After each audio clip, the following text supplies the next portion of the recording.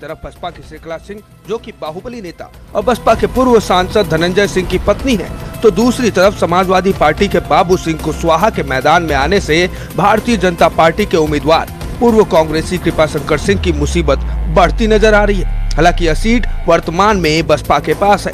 अब यहाँ के सियासी खेल को समझा जाए तो समाजवादी पार्टी के उम्मीदवार बाबू सिंह कुशवाहा है जो पिछड़ी जाति से आते हैं। देखा जाए तो जौनपुर सीट पर पिछड़ी जाति के मतदाताओं की संख्या भी काफी है, जिसका फायदा सीधे सीधे सपा को मिलता नजर आ रहा है। दूसरी ओर बसपा की प्रत्याशी श्रीकला सिंह और भाजपा प्रत्याशी कृपाशंकर सिंह राजपूत जाति पर प्रभाव डाल सकते हैं। ऐसे में इन दोनों के बीच वोट बंटने के आसार भी नजर आ रहे हैं। ऐसे में इन दोनों के बीच वोट बंटने से कहीं न कहीं बाबू सिंह कुशवाहा को फायदा होता नजर आ रहा है। जहाँ तक सपा उम्मीदवार का सवाल है तो उन्हें क्षेत्र के पिछड़े वोटरों से काफी ज्यादा उम्मीद है। खुद बाबू सिंह कुशवाहा भी उन्हें रुझाने में अपना पूरा दमखम लगा रहे हैं। जरा देखिए कैसे उन्होंने खुद को जौनपुर के पिछड़ों से जोड़ते हुए भाजपा पर हमला बोला है। उनके साथ में 10 साल का कार्यकाल है।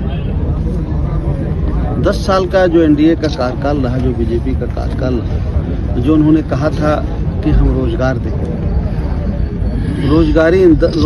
बेरोजगारी इन 10 सालों में सबसे ज्यादा बढ़ी है। वो कह रहे थे कि बहुत हुई महंगाई की मार, महंगाई और ज़्यादा बढ़ी है। वो कह रहे थे कि किसानों की आमदनी हम 2 गुना करेंगे, किसानों की आमदनी आधी रह गई। यूरिया की 50 किलो की बोरी पहले 45 की हुई, अब 40 किलो की हो गई। किसानों को उन्होंने कहा था कि हम जो कर्ज देंगे ब्याज नहीं लेंगे, 7-8% ब्याज लेंगे, उनके कर्ज नहीं माफ हुए। किसानों की समस्या बदते बदतर है। किसी क्षेत्र में एनडीए सरकार सफल नहीं है कि लोग उसको वोट दे सकें। तो जब लोग उनके साथ जाते हैं तो 10 साल का उनका कार्यकाल है, और जब उनके कार्यकाल को देखेंगे रोज हमारे नौजवान बच्चे, हमारे उनके गार्जियन पेपर लीक हो जाते हैं, महंगाई की बात, बेरोजगारी की बात, अग्निवीर योजना 4 साल के लिए हमारा बच्चा, नौजवान बच्चा जाएगा और अगर बॉर्डर पर मारा गया तो शहीद का दर्जा नहीं मिलेगा।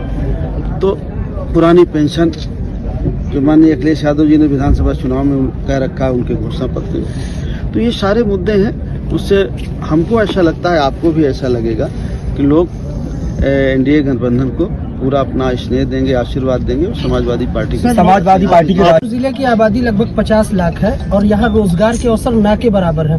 पार्टी ने आपको मौका दिया है, अगर आप सांसद बनते हैं तो यहाँ के युवाओं को रोजगार के अवसर किस तरह से पैदा करेंगे यहाँ पर रोजगार के अवसर?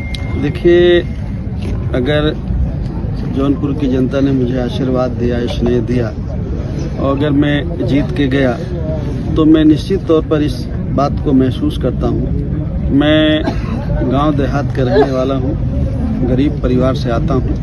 जिन लोगों की आप बात कह रहे हैं उनकी बातों को हम 20 साल से उठा रहे हैं। हम हैं, चाहे ललित जी हैं, अध्यक्ष जी हैं, अरशद भाई हैं, सब लोग हम इन्हीं की बात उठा रहे हैं। तो हम इस पीड़ा से गुजरे हुए हैं जिस पीड़ा की आप बात कर रहे हैं। निश्चित तौर हम चाहेंगे कि जौनपुर में कुछ उद्योग धंधे हों, ताकि जो लोग रोजगार के लिए, रोजी रोटी के लिए बाहर जाते हैं उनको बाहर न जाना पड़े, उनको यहीं पर काम मिले और जौनपुर जिले का विकास हो।